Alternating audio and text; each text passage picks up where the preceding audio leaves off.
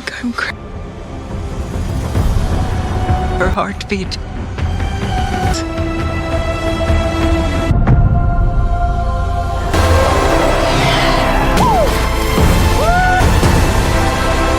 Here. Outcast. Before your birth, I need you.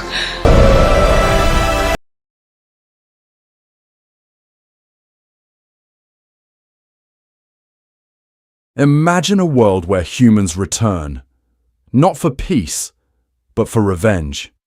This time, the battle dives deep into the oceans of Pandora. And trust me, what you're about to see in Avatar, The Way of Water, will blow your mind, Avatar.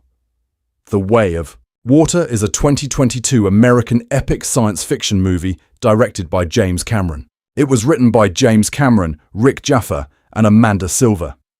This movie is the second part of the Avatar series and a sequel to the 2009 film Avatar. The main actors Sam Worthington, Zoe Saldaña, and Stephen Lang return from the first movie.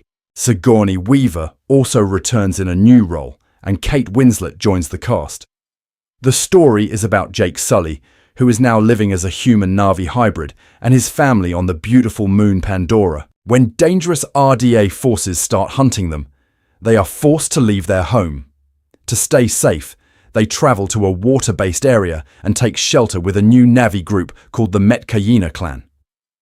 After the huge success of Avatar in 2009, the makers planned 2 sequels, with the first one expected to release in 2014.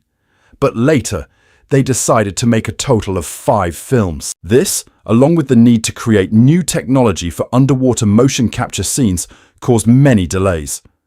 Filming started on August 15, 2017 in Manhattan Beach, California. The production later moved to Wellington, New Zealand, and finally finished in September 2020 after about 3 years of work. The movie had a very big budget, estimated between $350 million and $460 million, making it one of the most expensive films ever made. It was produced by James Cameron's company, Lightstorm Entertainment. After several delays, the movie premiered in London at the Odeon Leicester Square Theatre on December 6, 2022. It was then released in the United States on December 16th by 20th Century Studios. The film received mostly positive reviews. Critics really liked its amazing visual effects and technical work, but some people felt the movie was too long. The movie became a huge success at the box office and broke many records. It earned about $2.32 billion worldwide, making it the highest-earning film of 2022 and one of the highest-grossing films ever made. It also received many awards and was listed as one of the top 10 films of 2022 by major organizations. At the Academy Awards, it was nominated for 4 awards, including Best Picture, and won the award for Best Visual Effects. The next film in the series, Avatar: Fire and Ash, was released in 2025. 16 years after the Na'vi defeated the Resources Development Administration, RDA, and pushed them off Pandora, Jake Sully is now the leader of the Metkayina clan. He lives with his wife Neytiri and their family. They have 2 sons, Neteyam and Loak, a young daughter named Tuktire, Tuk, and an adopted daughter, Kiri. Kiri was born from the inactive avatar body of Dr. Grace Augustine. There is also a human boy named Miles Spider Socorro, who is the son of the late Colonel Miles Quaritch. Spider spends a lot of time with Jake's children and is being raised by the human scientists who remained on Pandora. The RDA returns to Pandora with the goal of taking control again. This time, they bring recombinants, which are Na'vi, bodies that carry the memories of dead human soldiers. One of them is a new version of Quaritch. While Jake leads attacks against the RDA using guerrilla tactics, Quaritch begins searching for him. At one point, Quaritch and his team capture Jake's children, but Jake and Neytiri manage to rescue them. However, Spider is taken by Quaritch, who soon realizes that Spider is his son. When Spider refuses to share useful information, Quaritch tries to bond with him instead. In return, Spider teaches him about Na'vi language and culture. Jake understands that Spider knows too much and could accidentally lead Quaritch to their home. To protect his people, Jake decides to leave the Metkayina clan with his family. They travel to the eastern ocean of Pandora, where they are accepted by the water-based Metkayina clan. The Sully family starts learning their new way of life, including swimming and living in the ocean. However, the children face some tension, especially with the sons of the clan leader, Tonowari. Over time, Loak becomes close friends with Tonowari's daughter, Sireya. One day, Tonowari's son Aonung and his friends trick Loak into going on a hunting trip and leave him alone in a dangerous part of the ocean. He is attacked by a large predator, but is saved by Payakan, a Tulkun, a very intelligent whale-like creature. Loak forms a strong bond with Payakan and later learns that Payakan has been rejected by his own kind. At the same time, Kiri connects with the underwater spirit tree and has a vision where she sees her mother, Grace. However, she suddenly has a seizure and nearly drowns. Jake calls his scientist friends Norm Spellman and Max Patel, who examine her and say she has epilepsy. They warn that connecting to the spirit tree again could put her life at risk.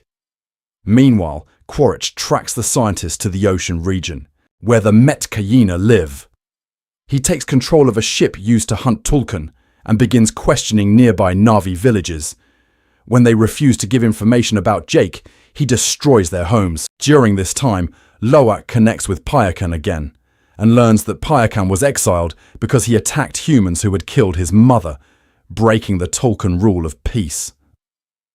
Knowing that the Metkayina have a deep connection with the Tulkun, Quaritch plans to force Jake out by hunting these creatures near Na'vi villages.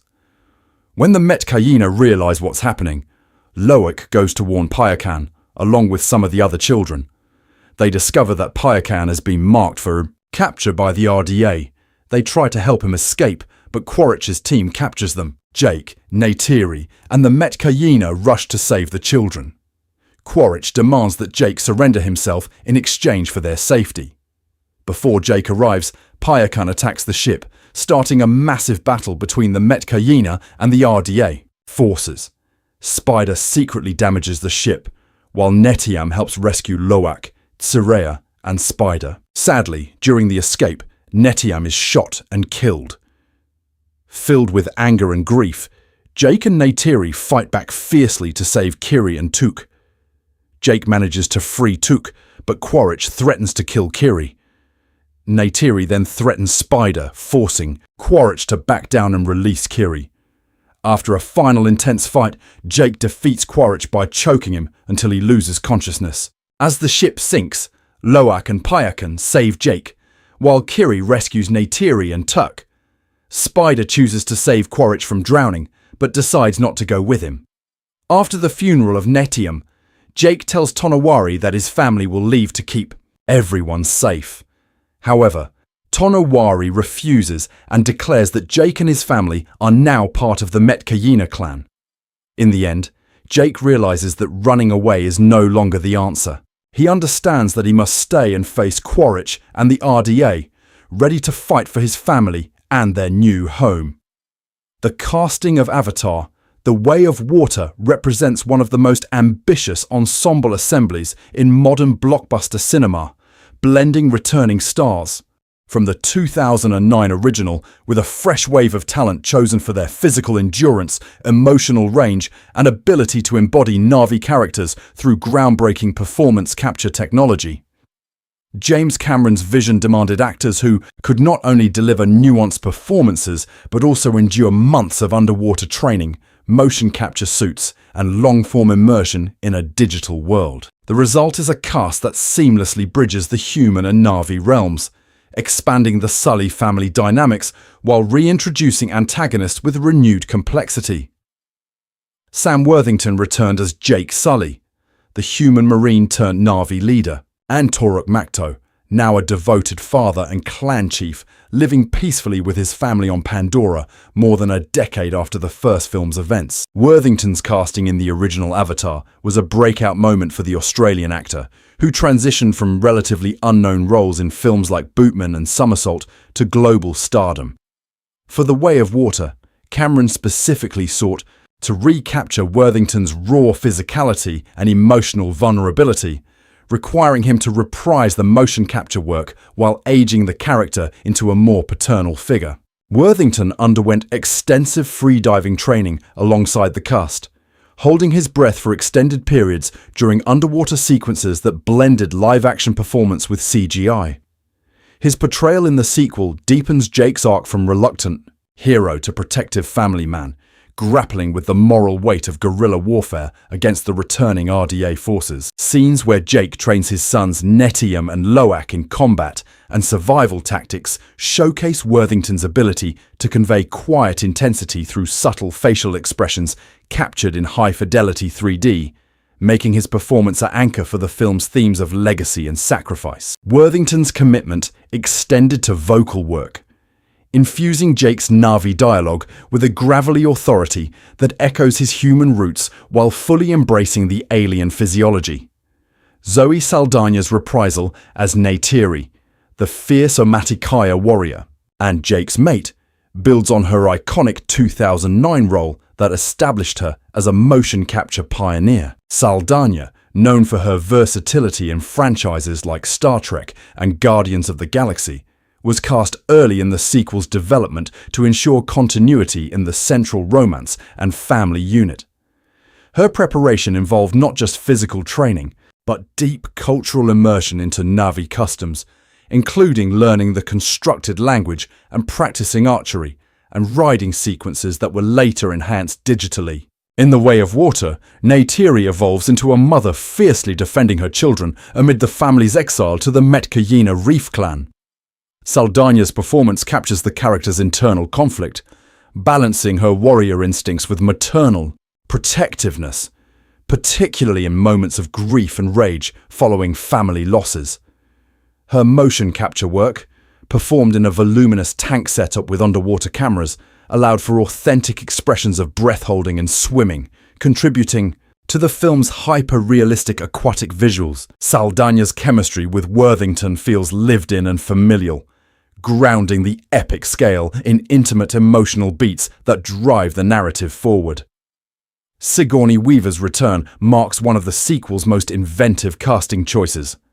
She portrays Kiri, the adopted teenage daughter of Jake and Neytiri, mysteriously born from the inert avatar of her original Avatar character, Dr. Grace Augustine. Weaver, an Academy Award winner renowned for roles in Alien and Gorillas in the Mist, was not initially expected to reprise a Na'vi role, but Cameron wrote Kiri specifically for her after recognizing the actress's ability to convey wonder and otherworldliness.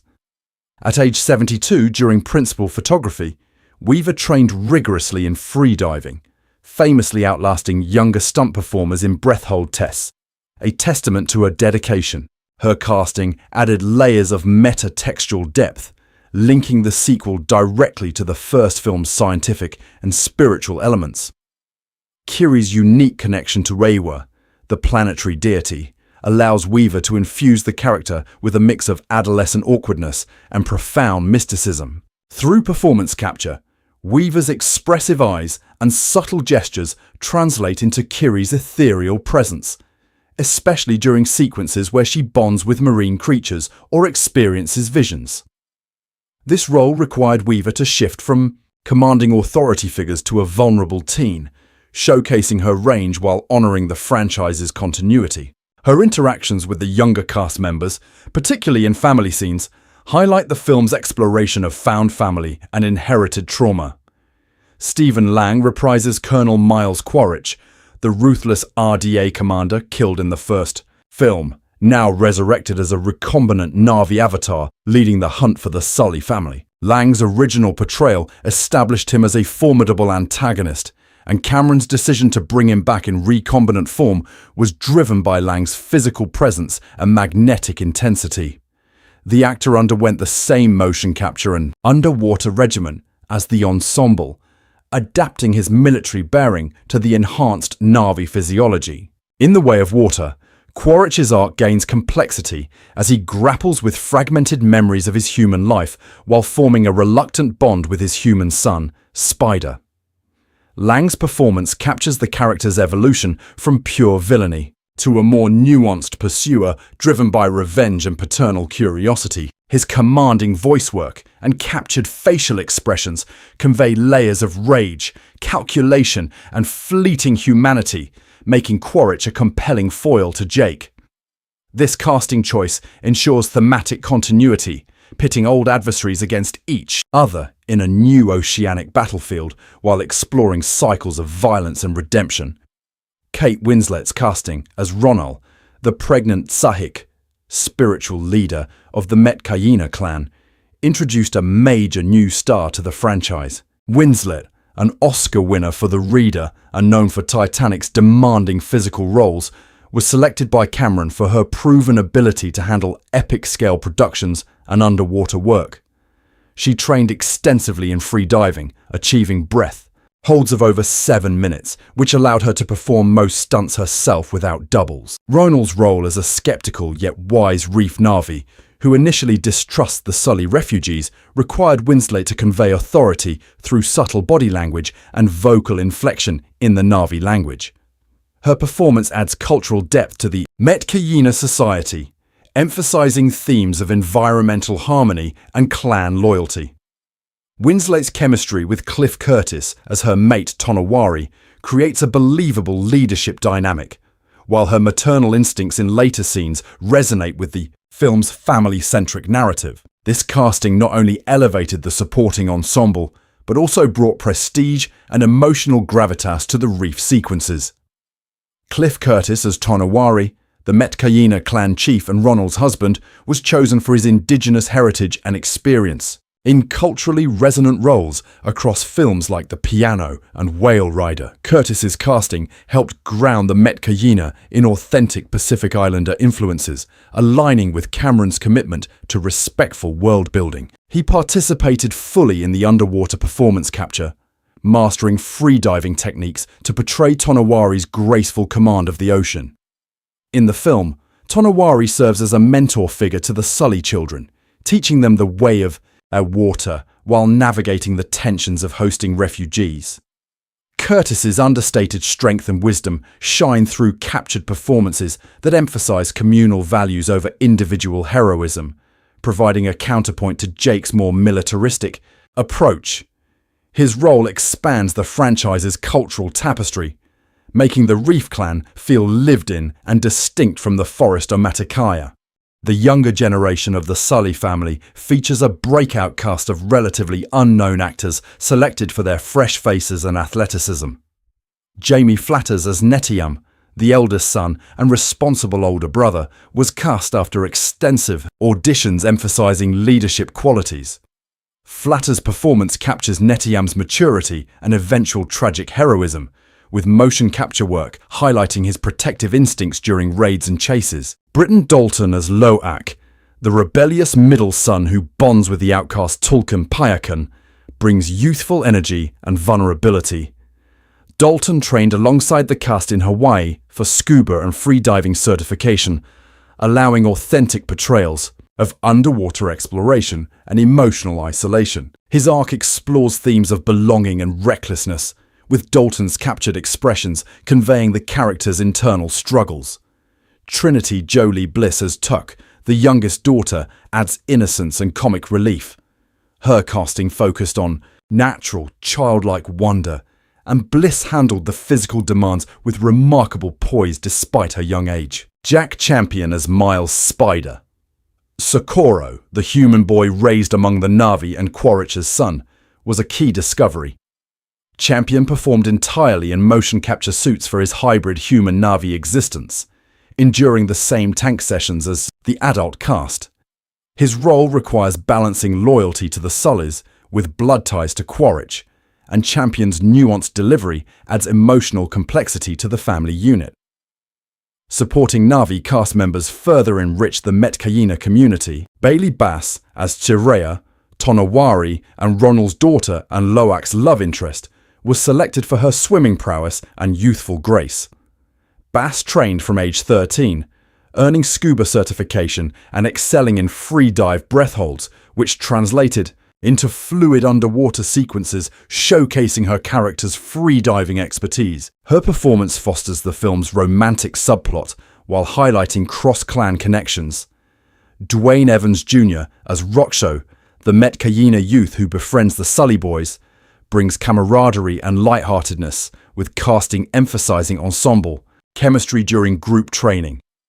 The adult Metkayina ensemble, including actors like Philip Reese and Kevin Dorman in various reef roles, was assembled to reflect diverse Pacific cultural influences, ensuring the clan society felt vibrant and multifaceted. On the human RDA side, Edie Falco as General Francis Ardmore commands the invading forces with steely pragmatism. Falco, celebrated for her work in The Sopranos, and Nurse Jackie, was cast to bring gravitas to the military hierarchy.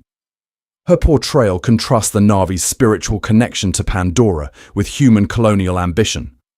Brendan Cowell as Captain. Scoresby, the whaling ship leader, adds a rugged, profit-driven antagonist layer.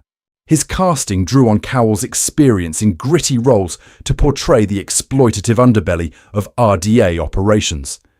Jermaine Clement as Dr. Ian Garvin, the marine biologist, injects scientific curiosity and moral ambiguity, with Clement's comedic timing tempered for dramatic effect in Tolkien hunting scenes. Joel David Moore returns as Norm Spellman, the scientist ally, providing continuity and levity amid the conflict. CCH Pounder as Moat, Neytiri's mother, and Omaticaya Tsahik, reprises her role with spiritual authority, linking generations. The casting process extended to motion capture specialists and stunt performers who doubled for digital enhancements. Cameron's use of the volume stage and underwater tanks required a cast willing to collaborate intimately for years, with filming spanning from 2017 to 2020. Actors like Matt Gerald as Corporal Lyle Wainfleet, recombinant, and Giovanni Ribisi as Parker Selfridge, in limited capacity, maintained franchise ties. Uncredited and background performers, including numerous Na'vi and RDA extras, populated the world, their performances captured to fill the expansive digital environments. This ensemble's dedication, physical training in free diving under experts like Kurt Crack, endurance in performance capture suits, and emotional investment in a multi-year production, elevated the way of water beyond spectacle. Each actor's contribution, from Worthington's paternal gravitas to Winslet's authoritative presence and the younger cast's raw energy, creates a cohesive family saga within an epic conflict.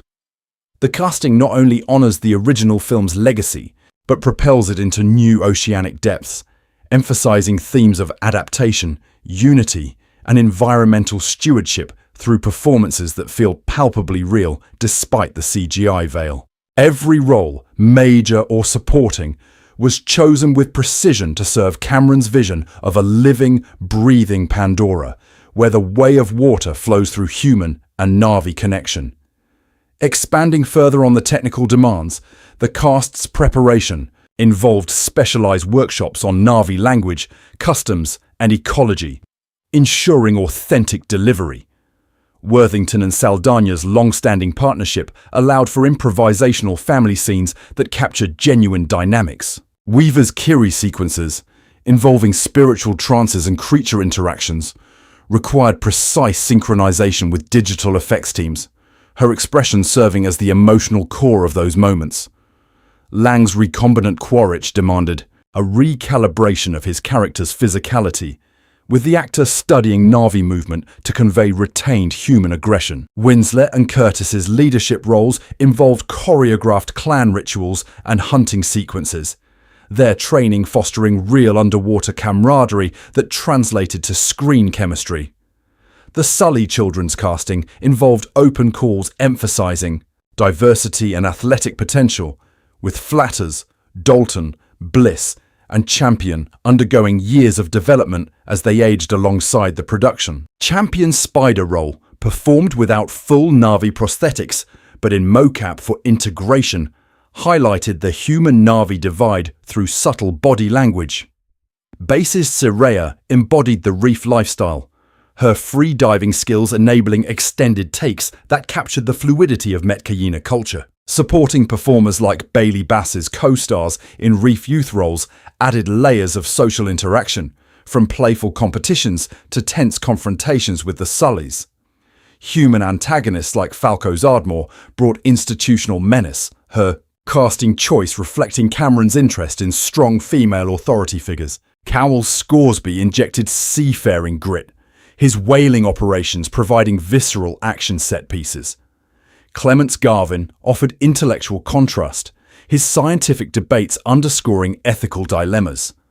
Returning players like Moore's Norm and Pounder's Moat wove narrative threads, their limited but impactful screen time reinforcing continuity. Overall, the casting success lies in its balance of star power, emerging talent, and thematic alignment. Actors not only performed, but collaborated on character development, with Cameron encouraging input on family interactions and cultural nuances.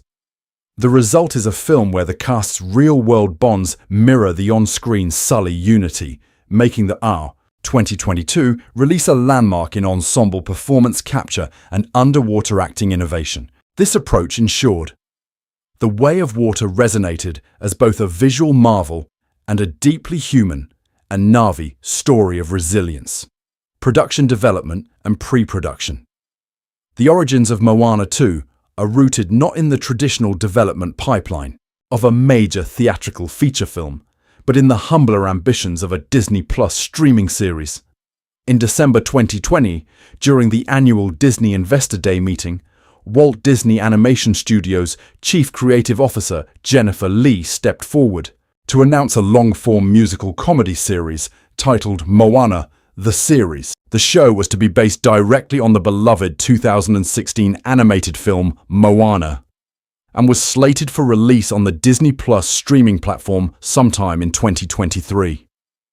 The series was envisioned as a 5-episode limited run intended to continue the adventures of Moana and explore further corners of the Polynesian-inspired world that had captured the hearts of millions of viewers worldwide. As early as August 2021, further details began to emerge about the project's creative structure. Osnat Shura, who had produced the original Moana film and had built deep relationships with Pacific Islander cultural consultants throughout that process, was reported to be returning as producer for the new series. Her involvement was seen as a sign of continuity and a commitment to maintaining the cultural authenticity that had been so central to the first film's identity. Shura's reputation for thoughtful collaboration with communities of origin made her an obvious choice to guide the project through its creative development. By January 2022, the identity of the series director was officially confirmed. David Derrick Jr., who had served as a storyboard artist on the original Moana film, was named as the writer and director of Moana, the series. Derrick's promotion to a lead creative role was widely celebrated as a meaningful step for representation, as he brought with him both deep familiarity with the source material and a personal investment in the characters and world of the story. The announcement generated considerable positive attention, and the project appeared to be on a clear and well-charted path toward a streaming premiere. The production was housed in a new facility. Walt Disney Animation Studios had opened a Vancouver studio in August 2021, specifically designed to handle long-form series content. This was announced alongside the initial series news, and the Vancouver location was designated as the primary animation hub for the project, while pre-production activities such as storyboarding and story development continued at the main Burbank campus in California. The Vancouver studio was intended to help Disney Animation scale its output to meet the growing demand for content on Disney Plus, and Moana, the series, was its first significant project. Dana Ledoux Miller, a writer who had recently collaborated with Jared Bush on the screenplay for the live-action remake of Moana, came aboard the series in early 2023 as a consulting writer.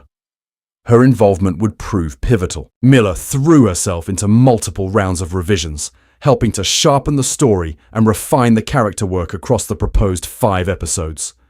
Her fresh perspective brought new dimensions to Moana's continued journey and helped the writing team push the material towards something that felt truly worthy of the character's legacy.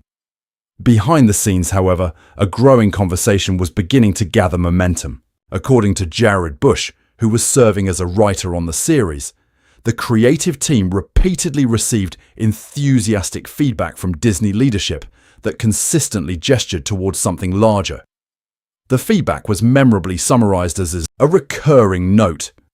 Executives told the team, again and again, that they loved the story and wanted to know why it was not being made for the biggest possible screen. That sentiment, expressed by multiple people across multiple development meetings, planted the seed for what would become one of the most significant pivots in recent Disney animation history. The decisive moment came in January 2024. Walt Disney Studios president Alan Bergman formally informed the production team that they needed to shift rapidly and fundamentally from making a 5-episode streaming series to creating a second Moana theatrical feature film. The speed of this directive was striking. Bergman's instruction represented not just a change of format, but a complete reconfiguration of how the project would need to be structured, paced, and ultimately delivered to audiences around the world. Remarkably, the team had the flexibility to absorb this change because of a specific feature of Disney Animation's production workflow.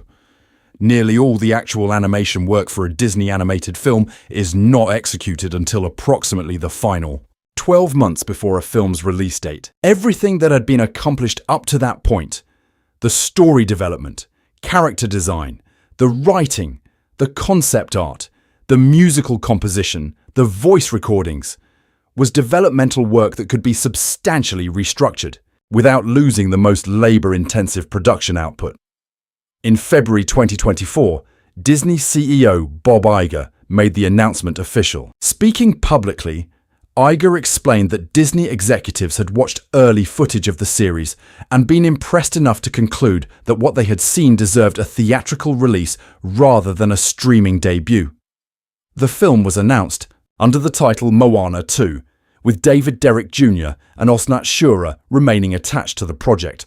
By the time the first trailer was released in May 2024, the directorial lineup had expanded to include Jason Hand and Dana Ledoux Miller as co-directors alongside Derrick, while Christina Chen and Yvette Marino were revealed to have replaced Shura as the film's producers. The shift was seismic, but the bones of the story had been strong enough to survive and even thrive within its new format.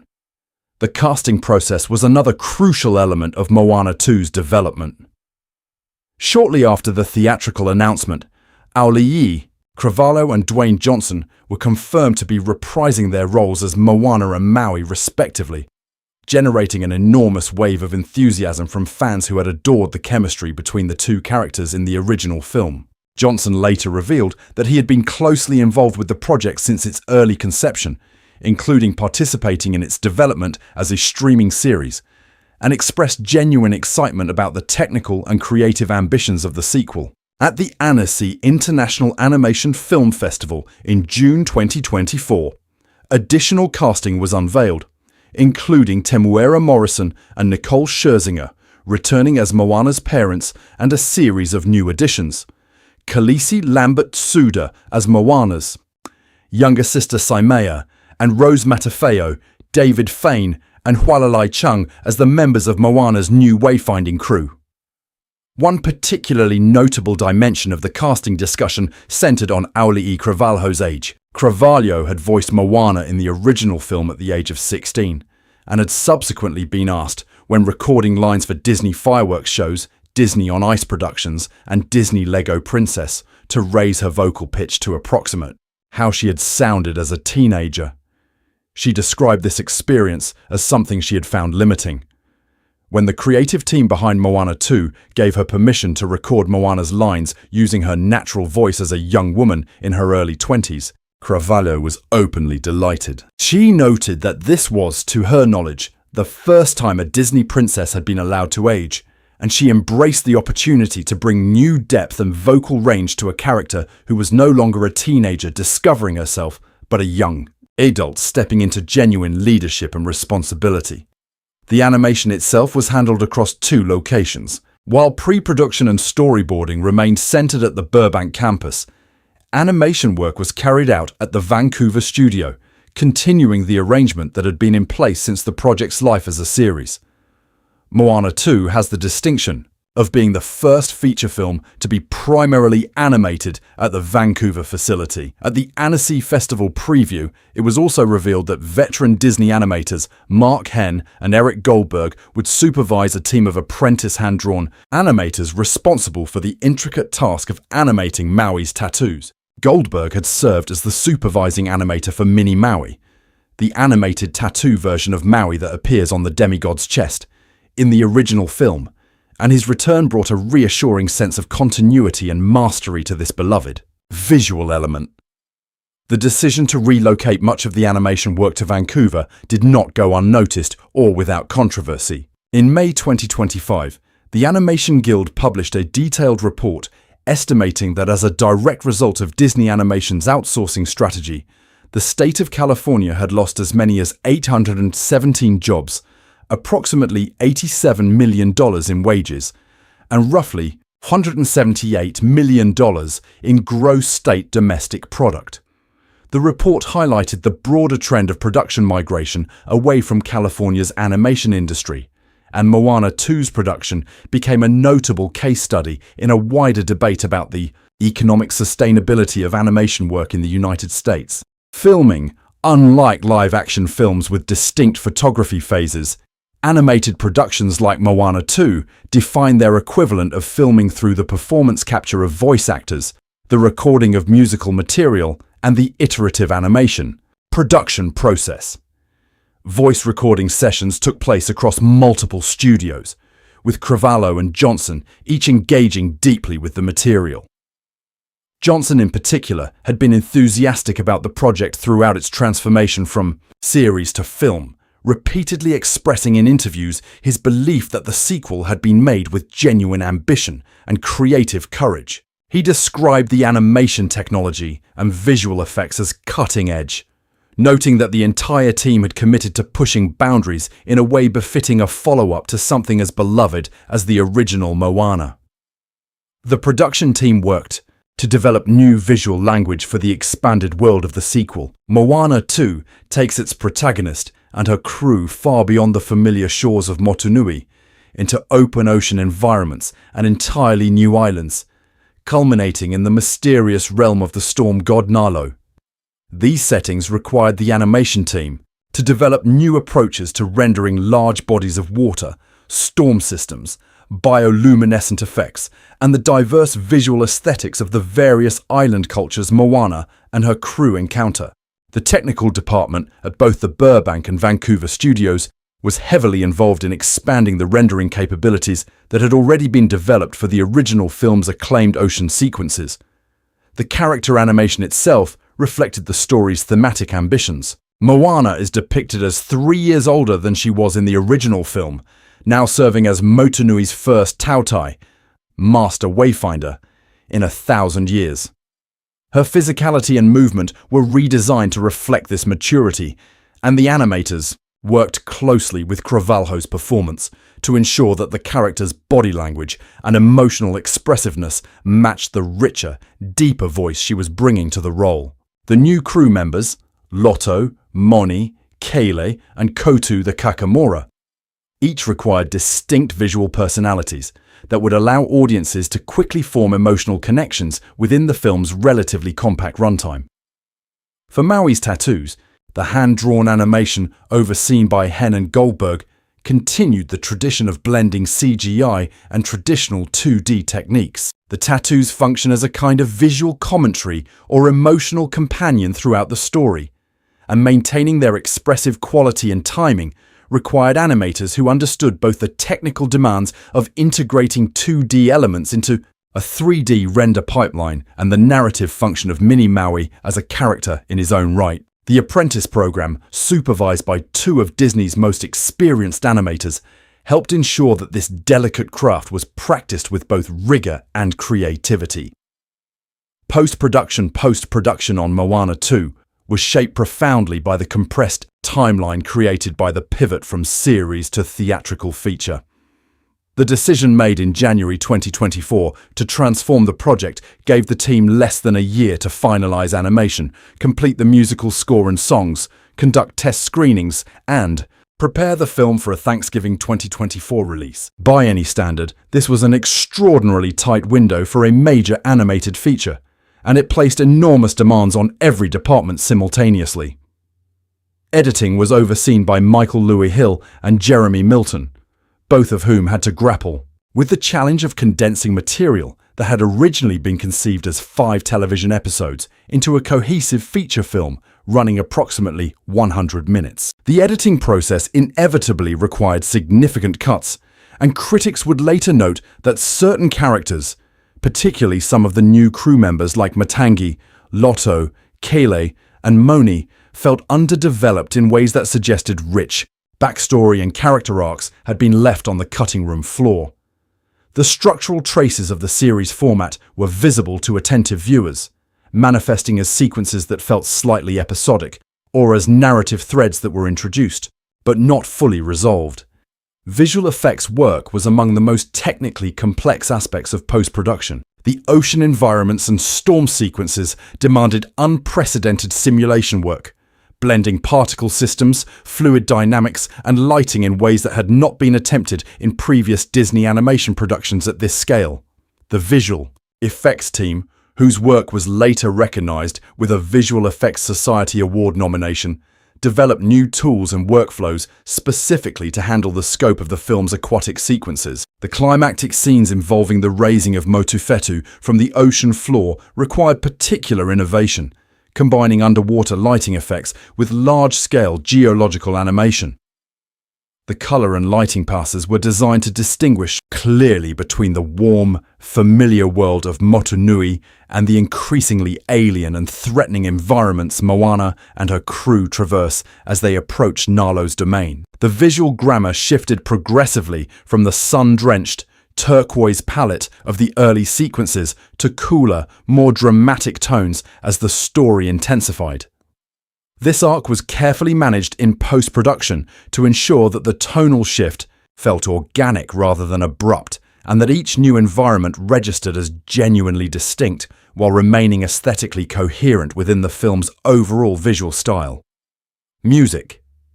The musical dimension of Moana 2 represented one of the most significant creative decisions of the entire production. The choice to replace Lin-Manuel Miranda, whose songwriting had been central to the first film's extraordinary commercial and cultural success, with an entirely new songwriting team. Miranda had contributed such beloved songs as How Far I'll Go, You're Welcome, and Shiny to the original Moana, and his absence from the sequel was a subject of considerable discussion in the entertainment press. Miranda's non-return came down primarily to scheduling constraints and competing commitments rather than any creative disagreement. He had been a lifelong admirer of The Lion King and had long hoped to work on a film in that franchise. When director went, Barry Jenkins began developing Mufasa, The Lion King. Miranda committed to that project and was consequently unavailable when Disney Animation needed to begin work on the Moana sequel's musical material. By the time Miranda had completed his work on Encanto and fulfilled his press commitments for that film and 2 others, he needed to begin work on Mufasa immediately, leaving no window in which to take on a 3rd major animated musical assignment. Disney Animation moved forward without him. The composers who returned from the original film were Mark Mancina and Opataya Foai. Mancina composed the orchestral score for the sequel, drawing on and expanding the thematic material he had developed for the first film. Foai, the founder of the Pan-Pacific musical group Te Vaka, and the architect of the oceanic choral and vocal language of the original Moana soundtrack, also returned to contribute songs and to ensure that the sequel maintained the deep roots in Pacific Islander musical tradition that had made the original film's soundscape so distinctive and authentic. For the new songs, however, Disney turned to Abigail Barlow and Emily Bear, a young songwriting duo who had first gained widespread attention through their viral project, The Unofficial Bridgerton Musical, which began as a series of TikTok videos before becoming a Grammy Award-winning album. Walt Disney Music president Tom McDougall had been monitoring their work and was struck by the quality of their songwriting. He recruited them in the autumn of 2021, and approximately a year later, in 2022, they began working formally with the Moana 2 production team on writing songs for the film. Barlow and Bear made history as the youngest songwriting duo and the first all-female songwriting pair to write songs for a Disney animated feature film. Their preparation for the project was thorough and respectful of the franchise's musical heritage. Lin-Manuel Miranda himself supported their transition into the role by providing Barlow with a collection of books about writing lyrics for musical films. Emily Bear spent considerable time immersed in the Moana score, carefully studying its Polynesian instrumentation and learning to write music that could authentically inhabit that tonal and cultural vocabulary. Both composers approached the assignment with a clear sense of their responsibility to honour what had come before, while also bringing something genuinely new. Auli'i Cravalho spoke warmly about the experience of working with Barlow and Bear, noting that having two young women helping to shape Moana's musical voice felt particularly apt, given that the story is fundamentally about a young woman navigating uncertainty and finding her way. She observed that the songs in Moana 2 explored lower vocal registers and emotional territories that were different from those of the first film, reflecting Moana's growth and the deeper layers of self-doubt and determination that the sequel's story required her to confront.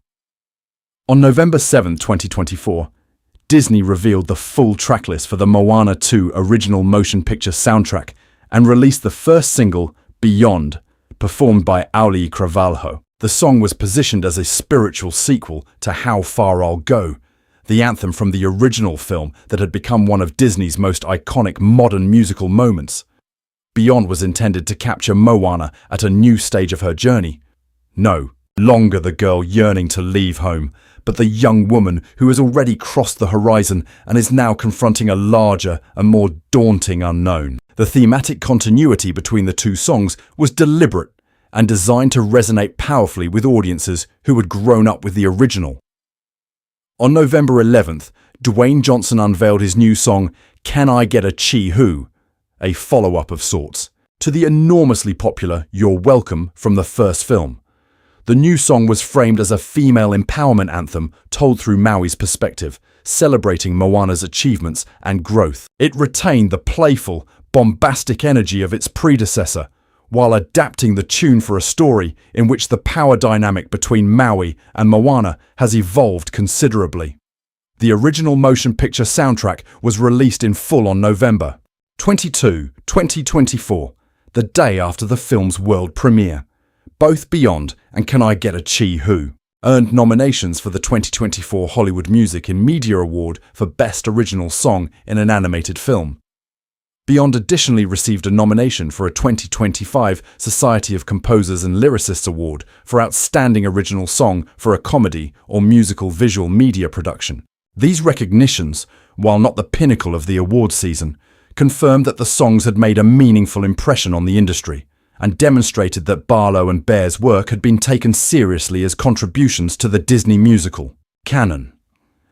The score, composed by Mark Mancina, was itself a sophisticated work of musical architecture, threading through the film's emotional beats with the kind of sensitivity and craft that had made his original Moana score so effective. Drawing on Polynesian percussive traditions, brass arrangements, and the choral voices assembled under Foai's direction, Mancina built a soundscape that could shift fluidly from the warmth of Motunui to the elemental menace of Nalo's realm.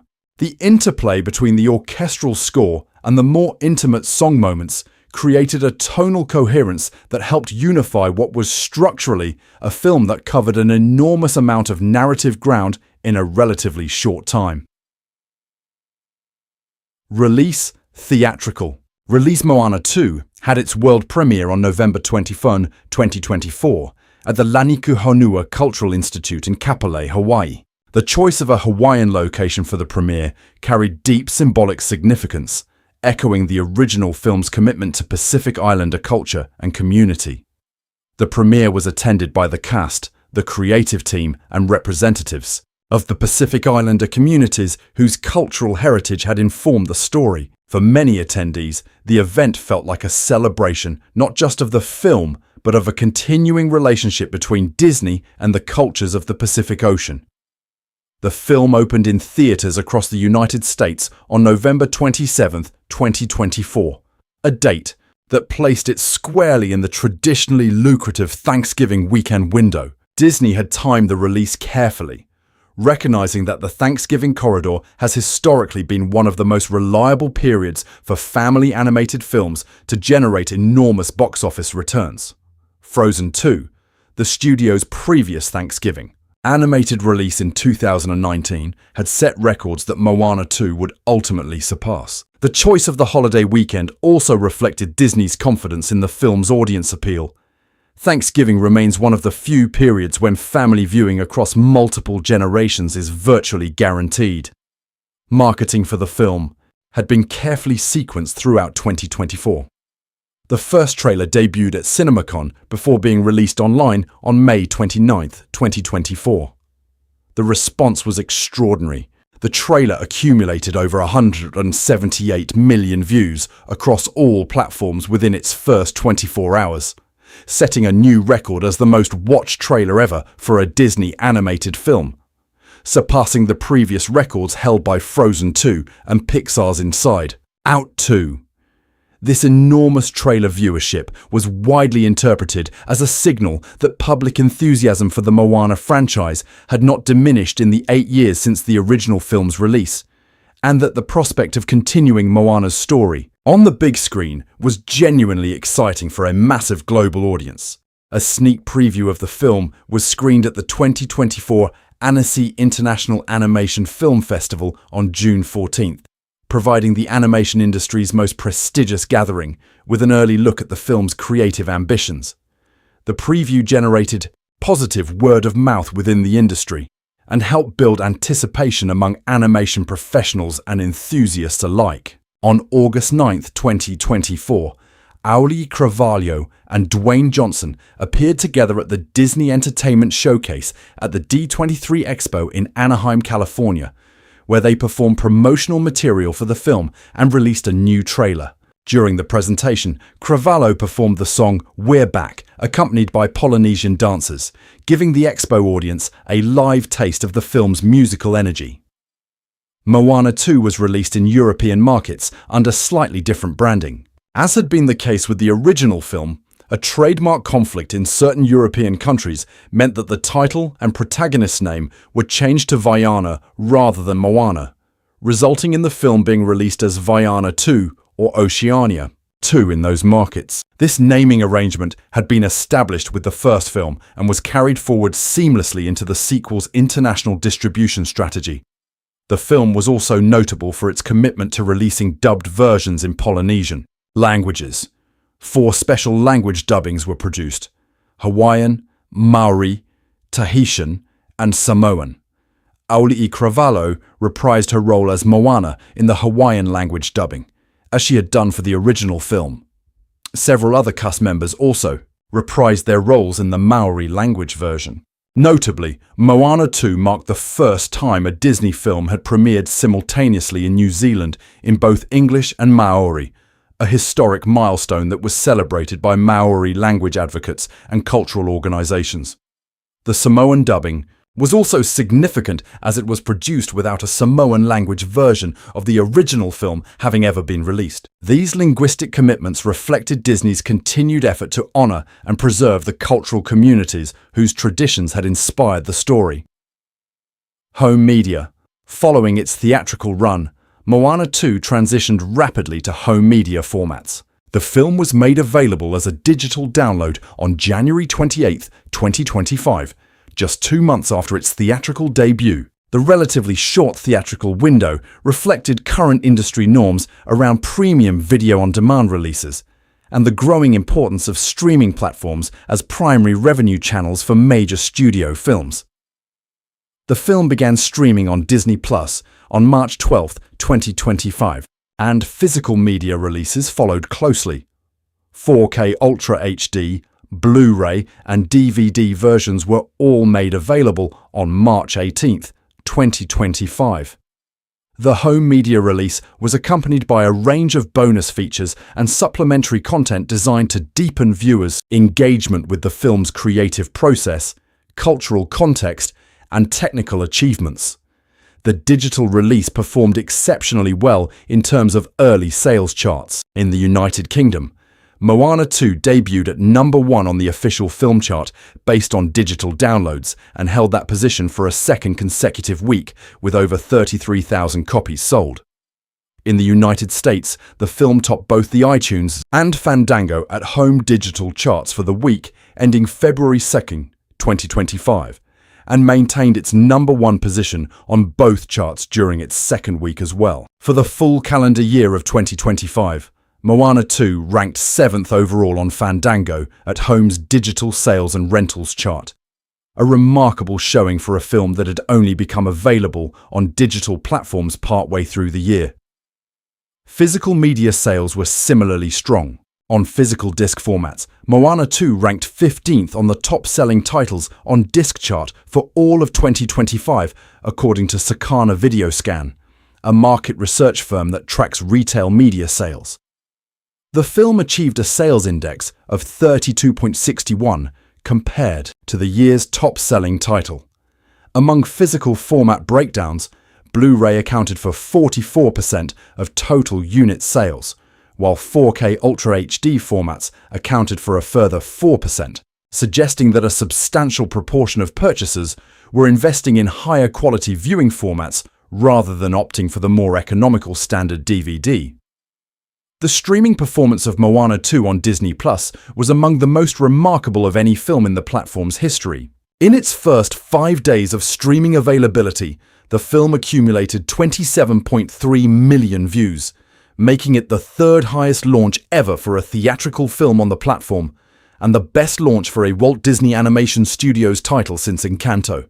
Had been released directly on Disney Plus in December 2021, following its own pandemic-related distribution history. Nielsen Media Research reported that between March 10 and March 16, 2025, encompassing the film's first week on the platform, Moana 2 accumulated 1.9 billion minutes of watch time, making it the most streamed film of that particular week in the United States.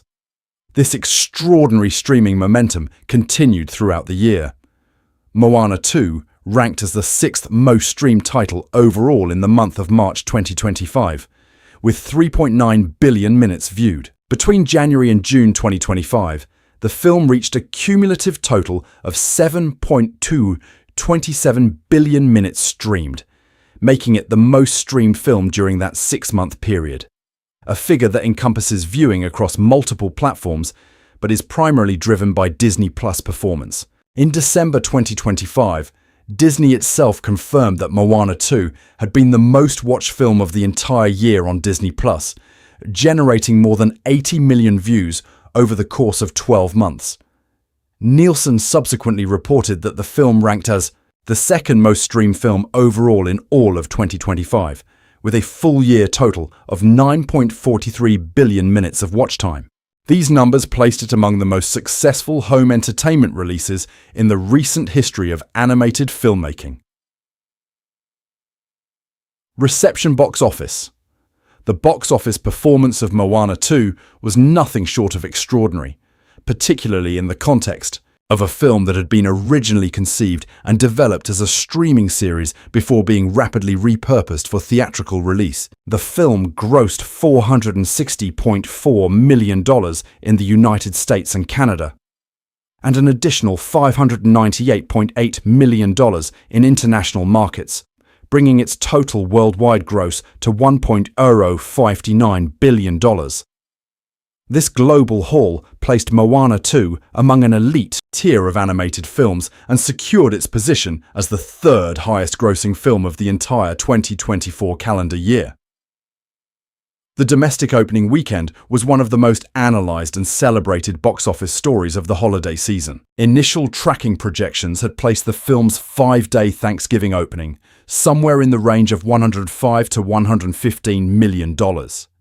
A solid, if unspectacular, estimate for a family animated sequel. Those projections were rapidly overtaken by the reality of audience turnout. The film made $57.8 million on its opening day alone, a figure that included $13.8 million from Tuesday evening preview screenings. Both of these numbers set records as the highest ever single-day gross and preview figure for a Walt Disney Animation Studios film, as well as the highest for any Thanksgiving week release. The record-breaking continued throughout the holiday weekend. On Thanksgiving Day itself, Moana 2 made $28 million, nearly doubling the previous Thanksgiving Day record of $14.9 million that had been held by Frozen 2 since 2019. Over the full 5-day Thanksgiving weekend, the film generated a total of $225 million domestically and a staggering $389 million worldwide. The worldwide 5-day total surpassed the previous record for an animated film's opening, which had been held by the Super Mario Bros. Movie from 2023. The standard 3-day opening weekend figure was $139.8 million, which eclipsed Frozen 2's $130.3 million record as the best opening weekend ever recorded for a Walt Disney animation film and for any Thanksgiving weekend release. The velocity of the opening suggested that Moana 2 had achieved something rare. It had managed to pull in not just the loyal fanbase of the original film, but also more casual moviegoers who were looking for quality family entertainment during the holiday period. The film's opening was comparable in scale to the entire domestic theatrical run of the first Moana film, which had eventually grossed $248.7 million over its full domestic run, a comparison that underlines just how dramatically the sequel had exceeded every expectation. In its second weekend of domestic release, Moana 2 made $52 million, a drop of 62.8% from its opening weekend. While this figure represented a significant week-on-week decline, it was broadly in line with expectations for a film that had front-loaded heavily during the 5-day Thanksgiving window, and the film remained in first place at the domestic box office. In its third weekend, the film retained the top spot again, grossing $26.6 million, a drop of approximately 48% from its second weekend. It was not until the fourth weekend that the film was displaced from the top position, grossing $13.1 million and finishing in fourth place as new releases entered the market. The international performance was equally impressive. The film's $598.8 million overseas gross reflected strong performances across all major markets. The combination of the film's appeal to Polynesian diaspora audiences, its broader family entertainment positioning, and the considerable marketing investment Disney had made in key international territories all contributed to a global footprint that far exceeded the original film's international performance. The milestone of crossing $1 billion worldwide was reached on the 19th of January 2025, making Moana 2 only the third film released in 2024 to achieve that threshold globally.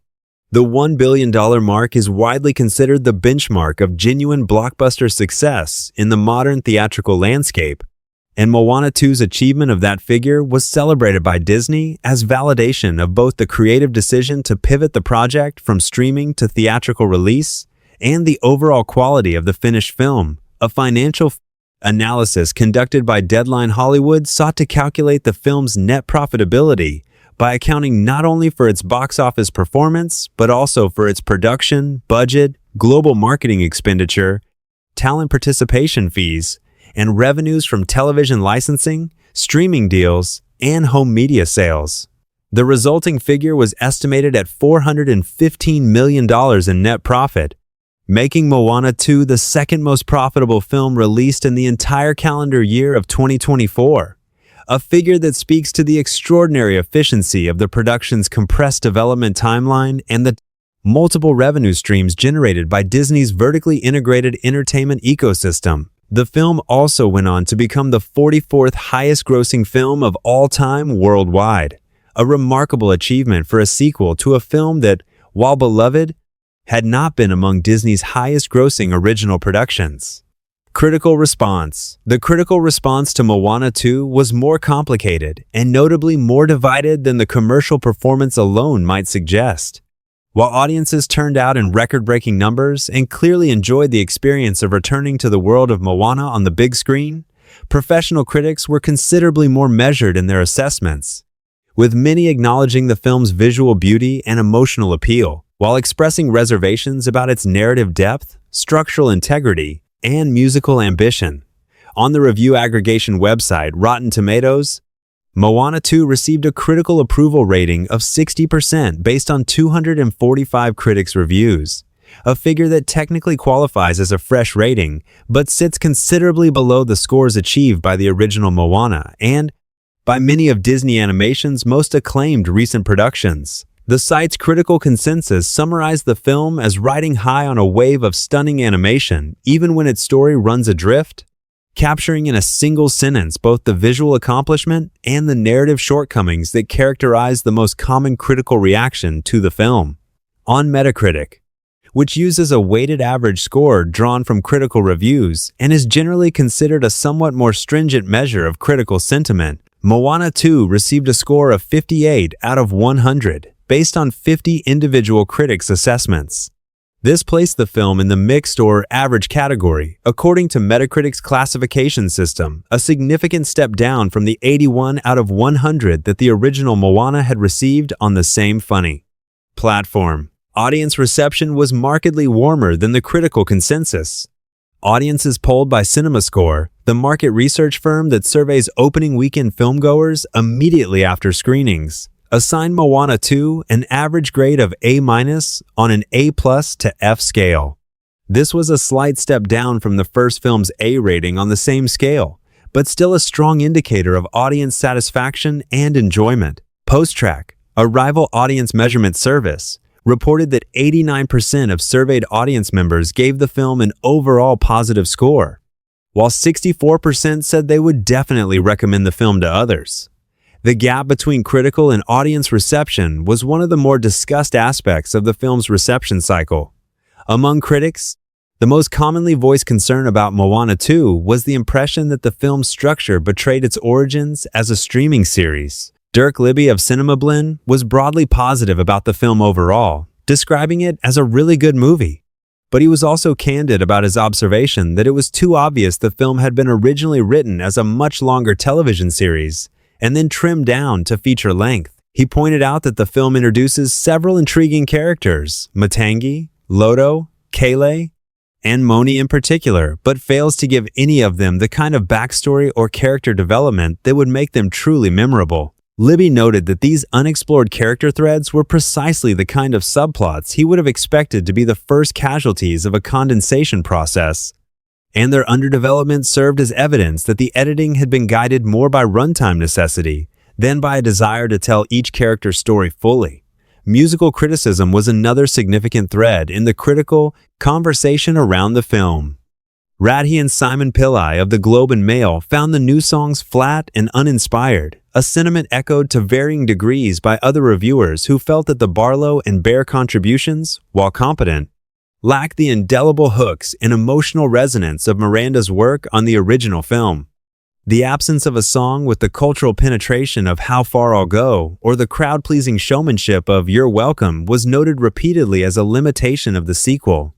Alison Wilmore of Vulture argued that the film suffered from a broader structural problem common to a recent trend in Disney animation storytelling, an aversion to genuinely threatening villainy in favor of softer, more internal emotional conflicts. Wilmore suggested that Nalo, the storm god antagonist, failed to generate the kind of compelling menace or personality that made classic Disney villains so memorable, and that the film's dramatic stakes suffered as a result. The tendency to resolve conflicts through empathy and emotional growth rather than confrontation with genuine evil, has been a recurrent criticism of recent Disney animation output, and Moana 2 was not exempt from this line of critique. Owen Gleiberman of Variety offered one of the more nuanced and somewhat more sympathetic assessments of the film's commercial and artistic position.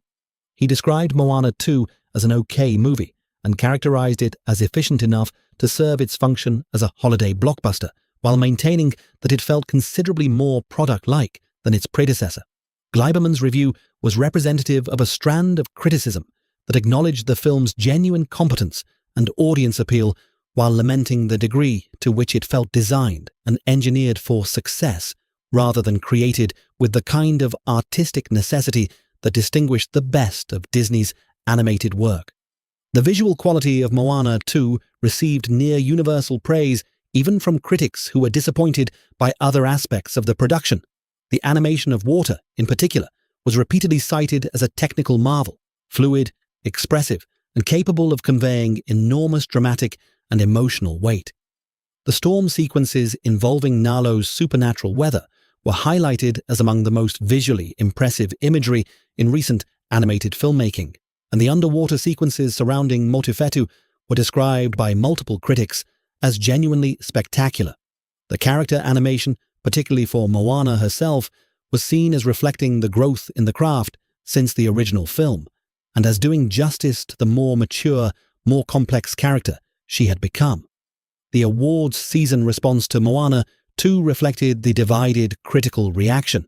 The film received a nomination for Best Animated Feature Film at the 82nd Golden Globe Awards, but ultimately did not win.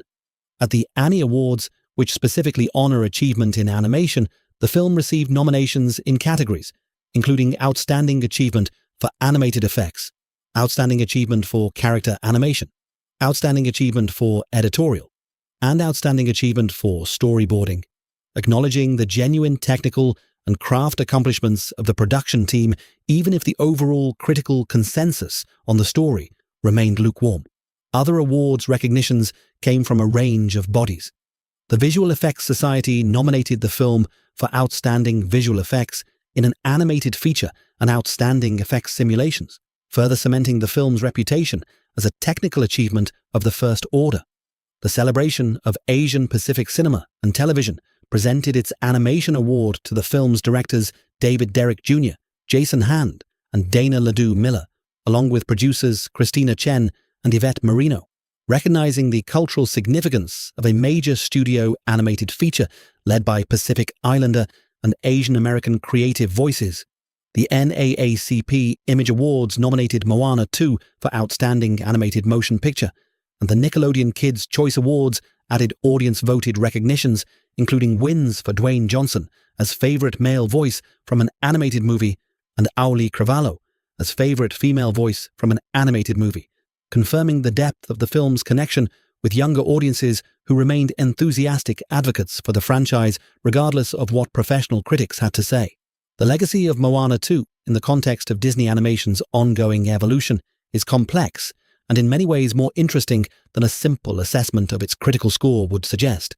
It is a film born from a radical and rapid creative transformation, shaped by a production process unlike any other in the studio's history, driven by a musical score that marked a genuine passing of the creative torch and delivered to audiences during one of the most competitive holiday seasons in recent memory. That it succeeded as spectacularly as it did at the box office while dividing critics suggests a fundamental tension at its heart, a film of genuine visual and emotional craft that nonetheless bore the visible scars of its compressed development and the structural challenges of collapsing an episodic story into a single feature. Audiences, by and large, chose to embrace the warmth and the spectacle over the structural imperfections, and in doing so, they made Moana 2 one of the most commercially significant animated films of the decade. The broader cultural conversation around the film, encompassing its representation of Pacific Islander characters and traditions, its historic musical credits, Its role in the ongoing debate about animation industry outsourcing and its complex relationship with the streaming-first impulse that initially shaped its creation ensures that Moana 2 will remain a subject of analysis and discussion in the fields of animation scholarship, cultural criticism, and entertainment industry economics for years to come. As a billion-dollar sequel to a beloved original, as a landmark production for Walt Disney Animation Studios' Vancouver facility, and as a rare example of a streaming project successfully converted into a major theatrical event, it occupies a genuinely singular place in the history of contemporary animated filmmaking. 3 months, 3 weeks, Avatar: Fire of Ash is bringing us back to Pandora for the third chapter of James Cameron's sci-fi epic. For 6+ hours of motion-captured, cutting-edge CGI, fully realized alien cultures, and an amount of whale drama that's surprising every time I think about it, it's a little hard to keep tabs on the comings and goings of the Na'vi, the Metkayina, and the humans looking for all the unobtainium cheddar they can dig out from under the home tree. So here's a quick story recap of Avatar and Avatar: The Way of Water to refresh your memory of Jake Sully, Neytiri, and their family before Fire and Ash hits IMAX screens and blows us all away again. Avatar: The Way of Water. IGN Pakistan. Comments on this article. Taylor Swift's new movie conquered the box office over the weekend, but Dwayne "The Rock" Johnson's The Smashing Machine flopped hard. 6 months. Cooked. Avatar: The Way of Water. Wesley Yin Poole. Comment on this article. 1412. James Cameron reveals Avatar: Fire and Ash and why AI will never write his scripts. 6 months. Hasta la vista, maybe. Avatar: The Way of Water. Michael Payton. Comment on this article. James Cameron questions if famous Titanic scene would have looked more splendid with better technology. 6 months, 1 week. My Heart Will Go On. That very real sunset? Maybe not. Avatar: The Way of Water. Michael Payton. Comment on this article. 0046. Avatar: The Way of Water. Official Experience It in 3D trailer. Don't miss the Experience It in 3D trailer for Avatar: The Way of the Water, the sci-fi film sequel to the hit James Cameron franchise distributed by Walt Disney Studios. Fans can relive the magic for 1 week, with Avatar: The Way of the Water being re-released in 3D exclusively in theaters for a 1-week special engagement worldwide on October 3rd. Starring Sam Worthington, Zoe Saldaña, Sigourney Weaver, Stephen Lang, and Kate Winslet. Set more than a decade after the events of the first film, Avatar: The Way of Water begins to tell the story of the Sully family, Jake, Neytiri, and their kids, the trouble that follows them, the lengths they go to keep each other safe, the battles they fight to stay alive, and the tragedies they endure.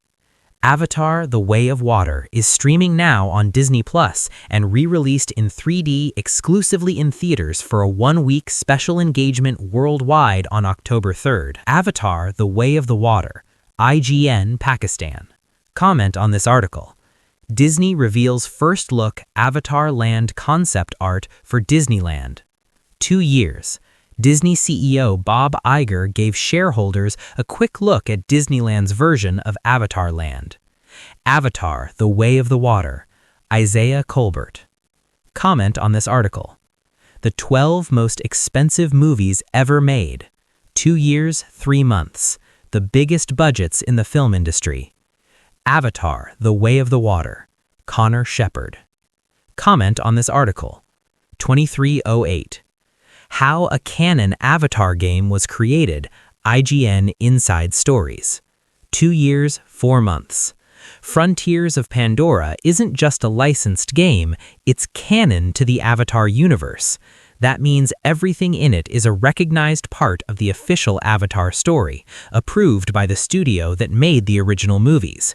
Anything Ubisoft created had to fit perfectly within this existing, intricate world. This is the inside story of how Ubisoft created the next canon chapter in the Avatar universe.